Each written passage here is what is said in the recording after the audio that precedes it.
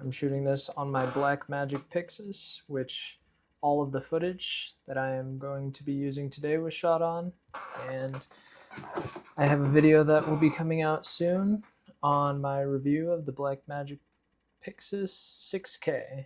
And just have to say, it's going to be a video you want to see coming from a former Sony user. You're going to love it. So I kick open Davinci Resolve and I'm importing some footage. I just recently got back from a trip of filming in Mexico. I was filming for business. I was at the Worley Implant Immersion course where I am a marketing director and head of media.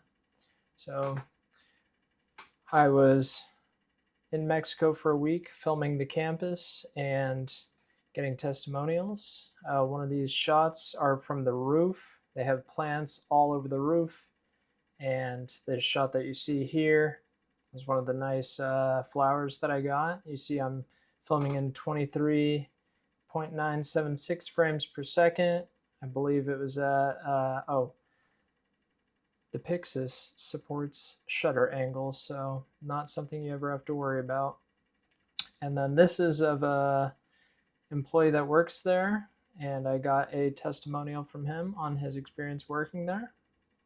So pull it into Davinci Resolve, and I'm going to shorten it down just so that way I don't use as much processing power on my laptop. So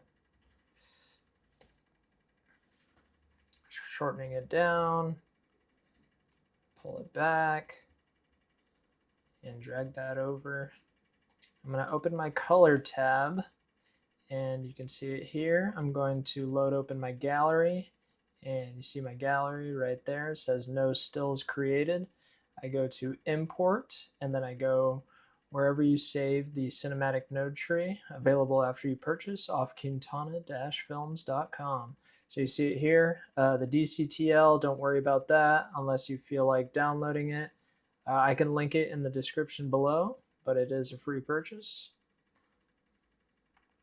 So just to kick it open, I did all of this on my laptop, so I apologize for having to deal with this because I didn't have a mouse available at the time of recording. So you right click, zoom to window, and I'm going to scroll over, and you're going to be able to see the first node. Not necessarily my noise reduction is going to be my first node, but I'm not going to use it on this clip being that there was no noise. I'm going to zoom in a little bit here just so I can see each node. You can see balance, contrast, saturation. And then I have parallel nodes. Right now what I'm doing is I'm going and clearing everything just so you guys can see how I made color grade on this clip from scratch. It's my adjustment. So these are my power windows that I will work in, similar to masking if you're a former Adobe user looking to get into Resolve. I am clearing my skin tones. So this is everything that comes on it when you first download the node tree. And that's my glow, halation, and bloom. So these are all turned off already, but they are there. I'm not going to remove them because they're already there. This is my color space transform. You can see it's going from wide gamut and intermediate to Rec 709 and gamma 2.4. This is my film look node tree. And so I'll get more into it in a little bit shortly. You can see I'm output gamma to Cineon film log. And back out of this right here. So what I'll do is I'll right click, go zoom to window, and you can see the full node tree. This is with and without the film node. This is just showing you the log profile that I got straight out of the Pyxis. And accidentally hit grain. And that's what it looks like just with a color space transform into a film emulation node. So what I'm going to do here, just want to make sure everything's cleared out. I will begin on my exposure. So what I'll do here is I'll go down to my parade, change it to a waveform, and then turn off the colorize so I can just see the waveform as is. We're going to get into color correcting later. So first thing I'm going to do, I just want to see what it does. I'm going to bring down my lift or my shadows, zoom in and see what it's affecting. So I see the branch there. I think I'm going to pull this up just a little bit, if I'm not mistaken. And I'll actually go into my highlights or my gain and pull that up to see it as a whole. So that looks pretty good. What I just did is I did all of that on my color space transform node. So I need to do all of that on my exposure node. So I'll go down to my shadows, drop those. Actually, I'll pull them up a little bit. What I really wanted to see is the green in the lower left-hand side. See those leaves. I'll go into my balance. I'll start correcting this a little bit. I'll turn on my parade, colorize this. So what I'm seeing here is it's very blue. So what I might try to do first is bring up the reds a little bit in the overall color wheel. Just a little bit, 25.1, and try it out. Maybe a little bit more, 25.5. I'll bring up my temperature. Just play with it till you find something that you like, 10%. I'll go over to my contrast. I'll actually increase my contrast. It doesn't necessarily need a ton of contrast, but then I can play with my pivot, and that's where you see those greens and the leaves really start to come up. And starting to get there, except the highlights. What I want to do is increase the greens, but not increase the overall sky. So what I'll do is I'll go back, I'll go to my gain where most of the sky is sitting, bring that down just a tad, and then I'll bring up my shadows just a little bit. That's getting there. We'll zoom in a little bit. Go to a different node here. Is too far, zoomed in too far. So I will go to my saturation. So I'll bring up my saturation a little bit. What I'll do is I'll right click and see that my color space is for HSV in my channel. It's only affecting channel 2. So I'll go to my color wheel and increase my saturation through there, bring that up a healthy dosage. You can see just from that it's very saturated. It's nice though. I don't think it's overdone, especially for what we're going for.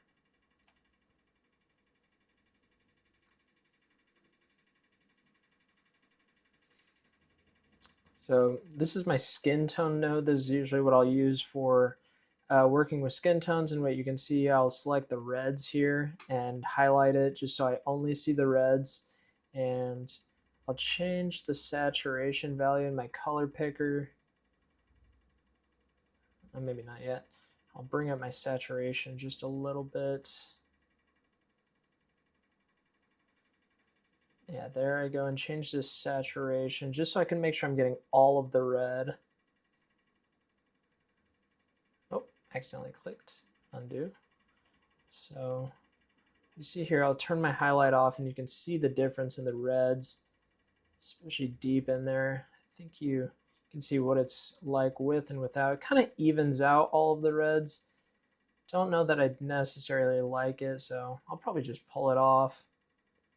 I like to see a little bit of those shadows in the reds, which is okay. So I'll go into my color web. What I'll do is increase the vertices to 16 by 24. So that way I'm only selecting that color, and I'll just increase it a healthy dosage. Just kind of play with it. You can change it to different colors, go into like blue and pink and whatnot. And I feel like the natural red, it just allows it to stick out a little bit. If I were to go back and do this again, I would probably decrease it a little bit because you're getting a little bit of that reflection right there on the stem. So what I'm trying to do is decrease the magentas. So I'll go to my balance node. Actually, what I went is I went a little bit to my blue. I think that's where I made a slight mistake. Is when I was working on this, I wasn't recording. So now that I'm watching it back, I probably would have just bumped it to the greens a little bit, especially because that stem is going to be a little more green rather than should be blue. But you are getting a reflection off the sky, so it might be a little bit blue. Here I have my curves, so I can create an S curve, bring up my highlights just a little bit, drop down my shadows, and you can do it. I'm not going to do it here. I think Davinci is really good with just the natural contrast and the pivot tool, so I'm not even going to use my S curve, but it's there in the case that I want to. Here I have my power window, so similar to masking, I can go and create a power window, and I'll go into my mask tool. What I want to do here is in the top, I want it to be a nice gradient. So what I'll do is I'll create this square, drag it to each side.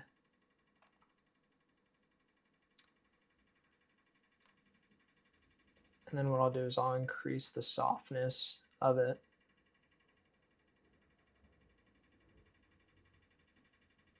Just clean up this square a little bit so it's nice and even straight across. It's bothersome if you don't. So I'll go now and just change the lift amount, and you can see that it's only affecting the area within the actual mask or the power window. So I'll increase the softness or the blend a little bit, drag it down just to see kind of what it does to the overall picture. And I don't think that it's exactly doing what I'm wanting it to do. So put it over the whole picture, and you can see it's only affecting those shadows.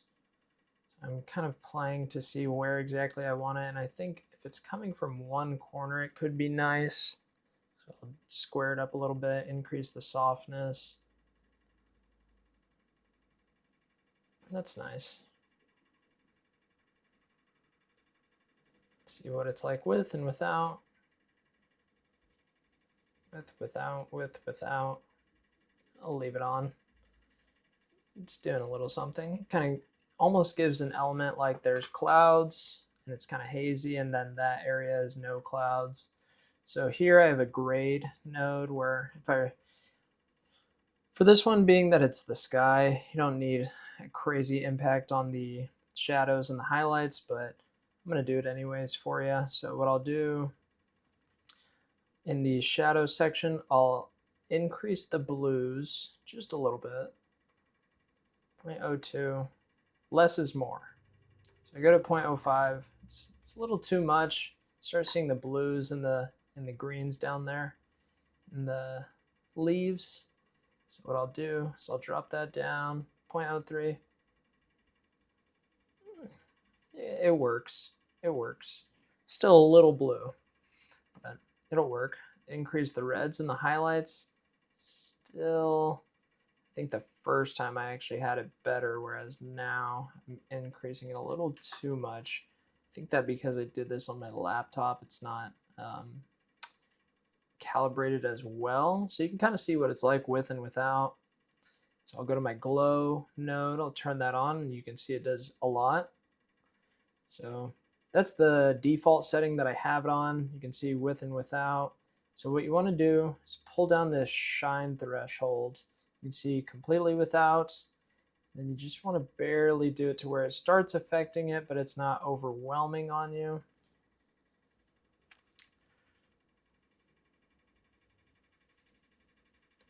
I think what I did is I ended up turning off the grade node.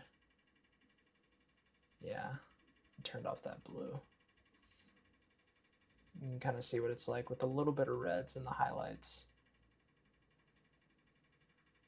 So I'll go over to my halation where it's going to really affect, actually no, I'm going to show you a little bit more about the glow. So with the spread, you end up being able to see how much of the glow is actually affecting the picture by spreading it out. So you can just see as I slightly alter it. So what I'll do is I'll change the output mode, and you can see that when I go to glow alone, it's just showing what's glowing. Turn it up all the way. and change that spread amount, you can really see what the spread's doing for it. When you turn down the spread all the way, you can see it's very evenly spread across the whole picture. When you turn it down, it's more individualized to one specific area of the frame. So when this, on the shiny regions, you increase the shine threshold, and it's really going to affect the entire picture. I just want it on glowing image. You can see that's way too much when you leave it on glowing image, so just change it to that amount where it's just starting to affect the overall image. I'll increase that spread. Just play with it a little bit, find a sweet spot. So I'll move on to halation. Halation is similar to glow, but it's really going to affect those areas that are the highlights, like specular highlights, where it's very bright. You can see where I play with the normalization a little bit, just trying to normalize it. And you can see in the top right corner, it's just trying to get that to blend. You can see the saturation level of the film. It's trying to almost create a film emulation.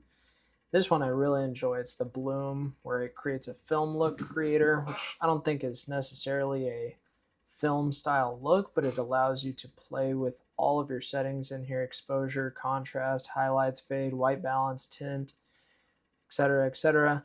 The big one here that I like to play with is the white balance, just because it's going to make such a difference on your picture, especially if you're not shooting in RAW.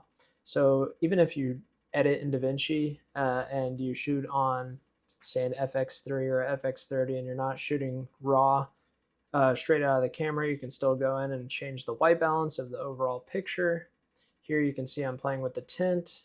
Looks very magenta-like. You can see it's at 70%. You even see in the leaves down here, it's very magenta. So I'll just take that back to 10. That adds a little bit of magenta.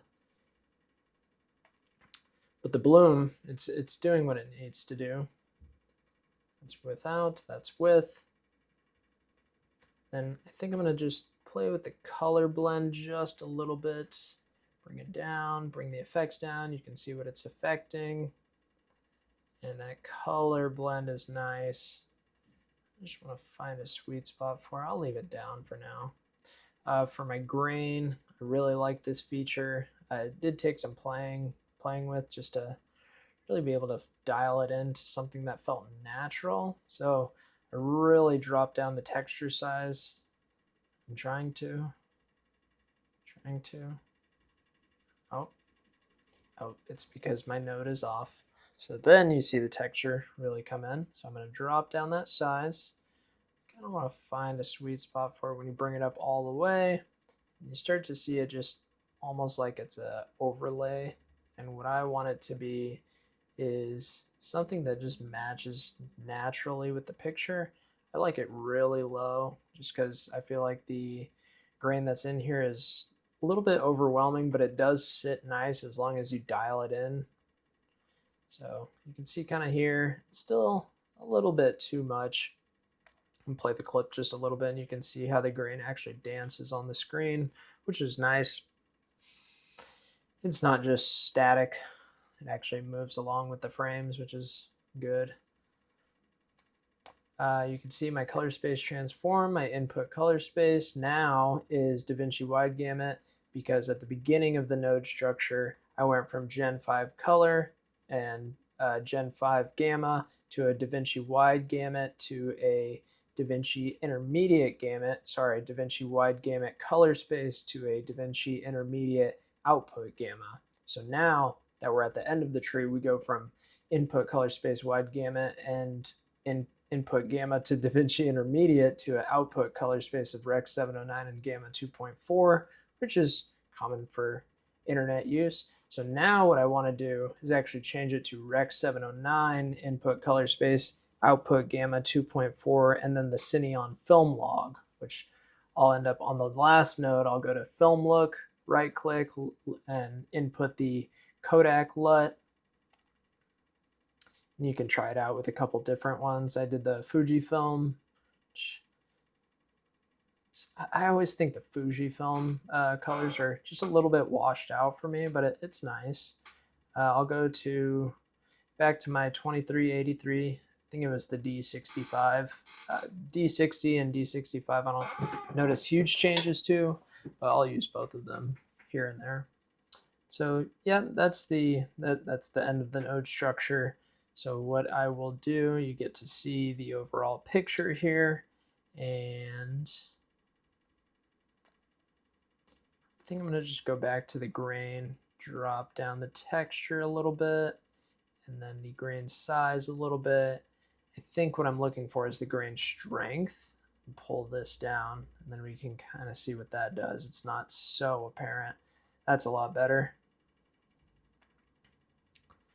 I don't mean to be showing you my emails, but I am. So yeah, that's my picture. Still a little magenta on the stem, so yeah, so good. I went back to balance and just dropped it a little bit, and you can see that did a lot. I like that. That's much better. Try 15. Might be a little bit too much because it's going to start affecting the sky. So, but for a overall, that's with and without. For an overall film style look, I like it. I think I'm trying to increase the blue in the, yeah, increasing the blue in the highlights, which is where the sky is going to be. And my computer is starting to a little bit slower. See, I'm just trying to, once you start putting all of these nodes on every single clip, you start to see a little bit of lag, or, you know, harder time on your GPU, slower time on your GPU, I'm sorry. So that's where I'm at.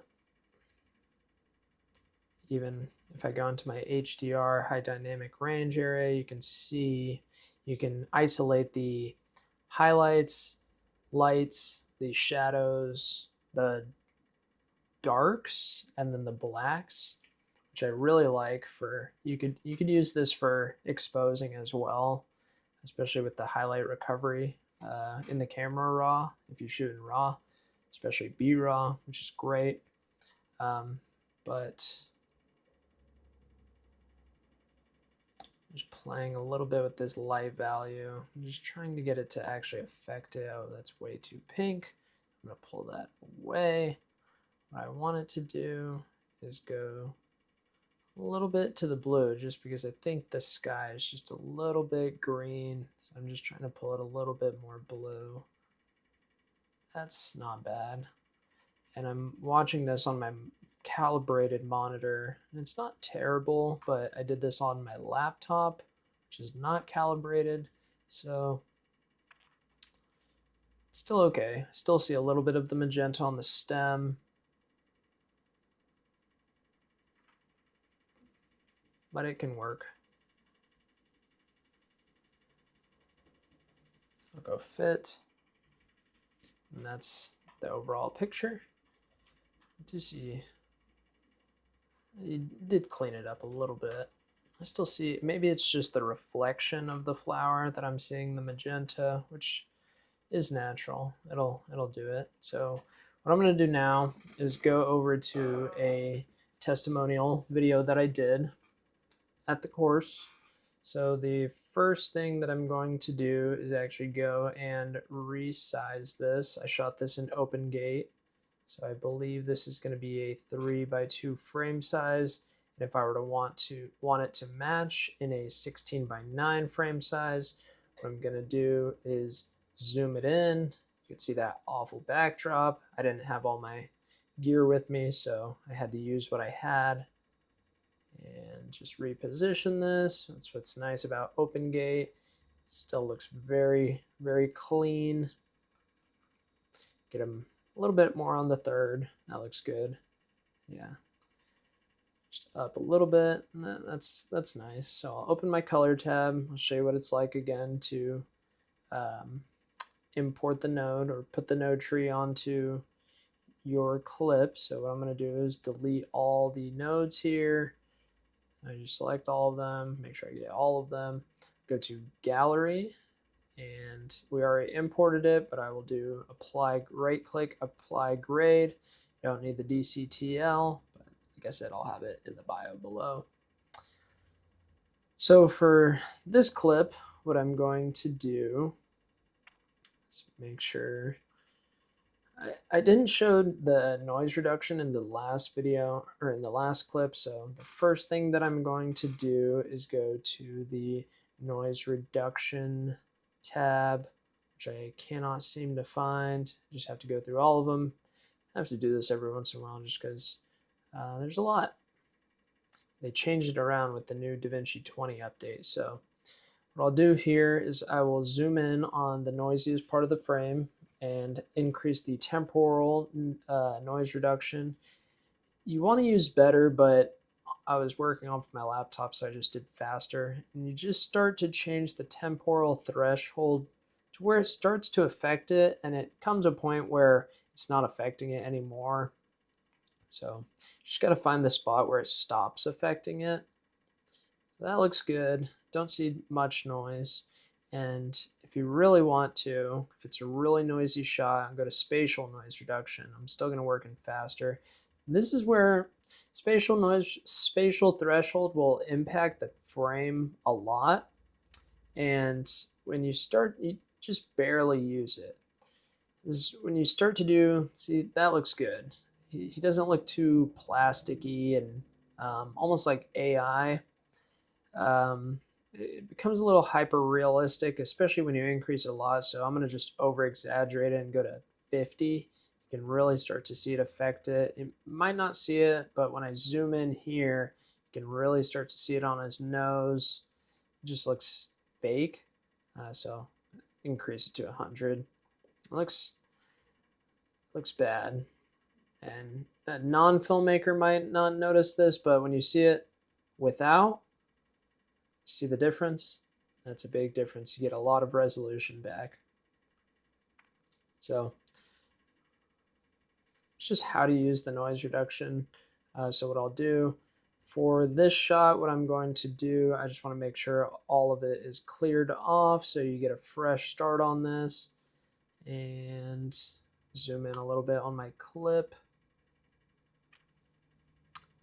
Go to my curves, take off my curves, take off my color picker, and go to all of these are good. I'm gonna not do this one in the film look just so you can see what it's like. You can use the node tree without having to use it as a film emulation node tree. So it's just gonna end on a Rec 709 gamma 2.4 color space and color gamma. So first thing I'm going to do, input color space. Shot this in Davinci wide gamut Gen 5, and then the input gamut is going to be film Gen 5. Looks a little overdone, but actually you just want to make sure you set the output color space to the Blackmagic intermediate.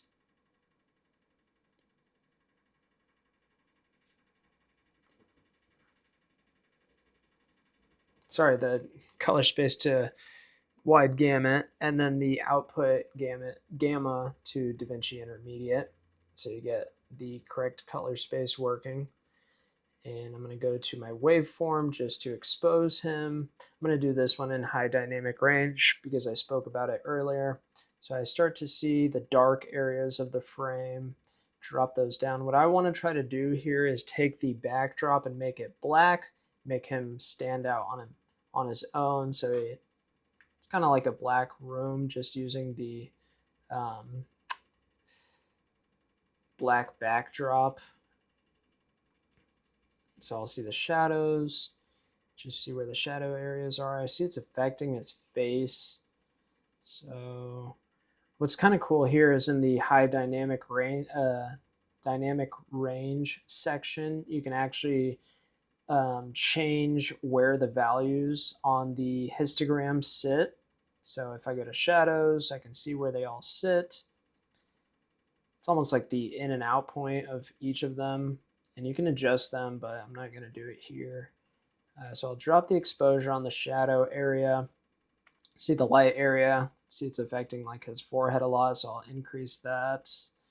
So that's the key side of his face, which that's nice. Looks good.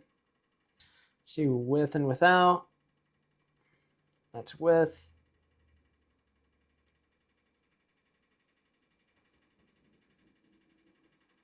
So I'll go to the blacks. You can see that it's not much area in the blacks actually, but it's going to do a little bit. It's going to do a little bit. I not see it, but I like to think. I just want to make sure that if it's black, it's crushed, because that's a black value.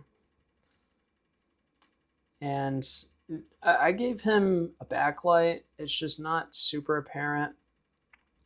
So what I'm going to start to do is balance, color balance here, color correct here. So I notice he's a little red, and it might be a little bit of the skin tone.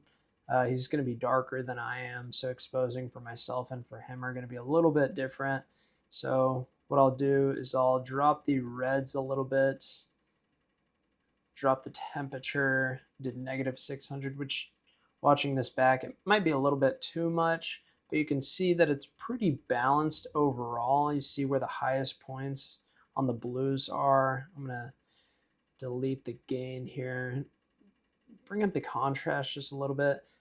I kind of did it in the exposure, which is a little bit contrasty, so I'll bring it up, but I'm going to change it with this pivot point, so it's more affecting the difference between the lightest value and the darkest value.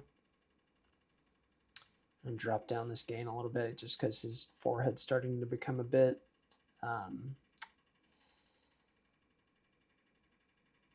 I'm losing the specular. It's a little overexposed, so you can see here for my saturation, it's only affecting channel 2, so I increase that gamma. It's a little too much. It's a nicely saturated picture. I think this one, what I'm going to do is actually decrease the saturation, since that's a style in film now, is having little saturation. You can see there, that looks nice already on its own. Might be a little bit too unsaturated, but I'll take it. So here what I'm going to do is isolate the skin tones, and I had a good friend, Zane, who really wanted to know how to do this. And so what I do is I take my color picker, and actually what I'm going to do is I select his skin tone, and I go to highlight, so it just shows where I picked up on the color picker. So I change the saturation value so it's only picking up skin tone, that particular skin tone that I clicked on. And I'll change the luminance value. I'll increase the dark areas so it's mainly only getting the face, but then I also want to increase the higher value so I get that forehead. You can see there where I'm losing it. That's nice. So what I'm doing, turn off my picker. I thought I already did that, but so now I'll go to my vector scope and see the skin tones. So what you can do here is click on that and show my skin tone indicator. So you see it's a little bit below where the line is on the vector scope. I think it's more just because he's a little bit darker skin tone. So what I can do is you can see that it's leaning more towards reds and yellows. So what I'm going to do is drop it just a little bit more towards the blue. Just pull it back a little bit. It's closer to yellow than to red. So that looks good. It's not overdone. Go to my shadow section, my lights, and you can see that highlight value. I might even bring that down just a little bit. I think I should have brought it down a little bit. I probably shouldn't go towards blue there. I should have just brought the exposure down on my light value, so it would have affected just the forehead area. Go to my color web. So I'm going to play with his shirt a little bit. Go to my color web, delete the picker tool right off what should be my web node. And you can see when I change the vertices amount, it's going to grab more of that section of the color. It's not going to be so specific with which color. So right there, it does a really good job of changing it from like a bluish teal to more of a yellowish gold. So I'll reset that, increase the vertices all the way, and you can see the difference. It might not take all of it. So you can see some of the sections where it's differing in the light values. It's going to not affect it as much. Some areas look more blue than others. But when I change it to something a little bit more in the middle, it does a good job of it. See right there, that's probably a sweet spot, 12 and 12 vertices. So that's pretty nice overall.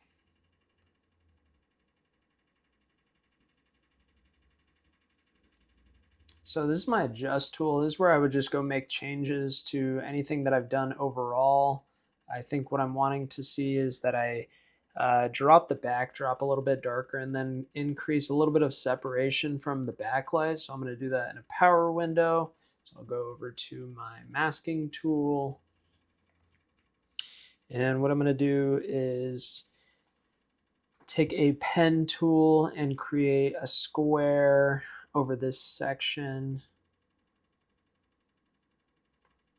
And I'm going to do is drop the lift value so that it blacks it out. And there's a much easier way to do this. The reason that I did it this particular way is because I was working off my laptop, which only 16 gigs of RAM. So I didn't want to use a magic mask, which I really should have done, and just rotoscoped him out and then just completely killed the background off and then just brought up his overall exposure so he would get the separation from the background. But you work with what you got, right? A lot of you don't have this crazy powerful PC, so this is a solution that you could use that's going to be less RAM intensive. So I did a power window. What I did is I ended up changing it to a square and then just increase the softness value. So that way it's not such a sharp line right down the frame. You still see it at the bottom, but it's not as bad. I'm noticing it now because I'm seeing it on my calibrated monitor. Okay, yeah, there I go. I dropped it down, drop it down. I'll probably do a little bit more, but so I'm not seeing the full frame at the moment. But move on to power window 2. This is where I start playing with the backlight. So what I'm trying to do is just hit that spot on his head. And it's not going to work if he's moving around constantly. So if I'm here, here, here, here, it's not going to, I didn't necessarily show how to keyframe this, but it's very easy to keyframe just in the lower right corner. If you keyframe it, there's plenty of tutorials on it. I'll let you figure that out yourself. But what I'm trying to do is create a circle in my power window so that way I can just increase it enough so where you can really start to see the little bit of specularity that's on his hair. I'll drop this down just a little bit. Just play with this and start to see where, you know, it's not hitting his hair and it's hitting the backdrop, and you only want it to really hit the hair. So you just got to find that right spot. Increase the softness. You see it really bad there. Increase the softness even more. Just change where it goes. Change the overall size of the mask. That, yeah, rotate it just a little bit. No, you went too far. Yeah, and just pull it back right there. It's better. It's just, it might not even be the shadows. I'm just trying to get rid of that circle that makes it obvious that it's a mask. You want it to be as natural as possible. So we'll probably go back and decrease the lift. I'd probably bring it back to 0 and just play with it to see if it's gamma or gain. And I probably should have done this in the high dynamic range area so it's only affecting the area that is actually illuminated, but that'll work. I'll move on to my grade section, and it's common in color grading. Just increase the blues on the shadows, increase a little bit of the reds on the gain or the highlights. And I'm watching this on my calibrated monitor, and I'm just like, I don't necessarily know about this, but you get to kind of see. And it's speaks volumes as to making sure you have a color calibrated monitor. Because now that I'm watching this back, I'm really noticing all the smaller details. So if you don't have a calibrated monitor, get one. It's worth it. Um, so I'm starting to play with my glow again. This one, you can really notice the glow just because it's bouncing off his skin. I'll start to play with the halation. And this here, halation's nice whenever you have especially a motivated light in the scene, but here you notice it in the catch light on his eyes. So you start to see that little bit of red, which is common for halation. The issue is just that it's starting to look like red eye, which I really don't like. So I just play with it a little bit. You see the glow alone, you can really see it in his eyes. It's a scary picture. That would be a good effect for a horror movie maybe, but not for this. I want this to feel a little bit warmer and a little bit not sure where it's going. You don't need to know that it's for testimonial. I'm just grading it. If I wanted it to look like cinema work, then this is what I would do. So I'll decrease the strength and just see a good spot where I want it to fit. It still does kind of work. I think I would just need to go into the balance and probably maybe increase the greens a little bit. I think everything on the computer is just going a little bit more magenta. So I'll go into my bloom. Like I said before, I really like the bloom effect because you have a lot of control with what it can do. But it starts to try to make a film emulation, which I don't like. So what I want to do here is go to my white balance, change this 6500. It's still a little blue. Change it to 7500. Start getting a little bit of that warmth out. Bring down the color blend. You can really see what it does, and I think I like that a lot better than what it was at. It looked a little too blue, but it did a nice job in separating the background too. I think it adds a little bit more contrast. And then I'll bring down the film look blend. So I didn't really want this to be a film look. And then here, I'm going from wide gamut and Davinci Intermediate to Rec 709, gamma 2.4. This is with the film look on it, the Kodak LUT, which is way too contrasted, but so I'll show you the overall one. Oh, this is one thing I wanted to show, especially if I probably should have done this on the first one. Yeah, let me do it on the first one. So here, if you go to your film node, your film emulation node, and you go to your key tool, that's the last one in the chain. You can see what it's like on and off. But if you want to just change it a little bit, change the intensity of the overall film look, you can go to your key output and actually change the gain amount. So at 2.0, it's at 100%. And then at 0, it's going to be at 0%. 1.0 is going to be 50%. So that's right in the middle. And I really find that a 50% is more going to be 0.75 rather than 1.0. I've seen some videos where people will do it and they'll have it set to 1 as 100%.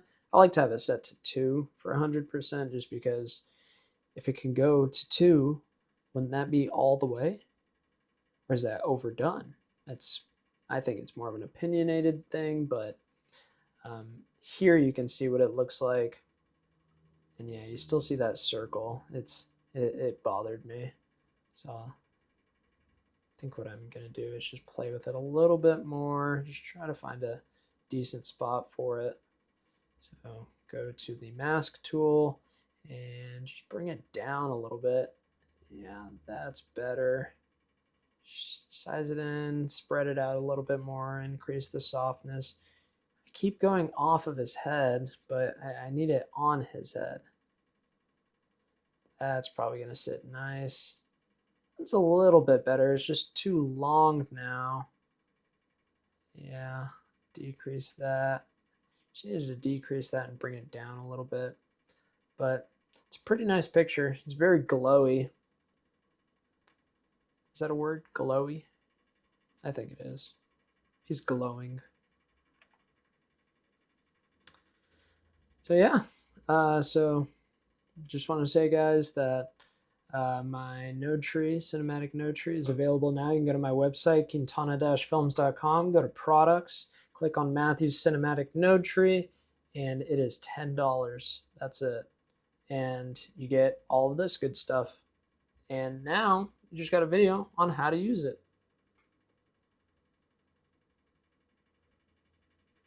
So thank you guys very much for watching. I hope to see your purchase. And if you have any questions about using the node tree, comment on this video, and expect a video from me coming soon. My review of the Blackmagic Pyxis is going to be coming out. I also have a intro to the film industry course that's going to be available. I'm not going to say exactly when it's going to be available, but I would expect sometime within the next 3 months. It's going to be over 100 pages. It's going to have a lot of resources. I'm going to be giving out free resources with it. And yeah, I want you guys to feel as if I'm a resource for you guys. So don't hesitate to comment or shoot me an email. Thanks.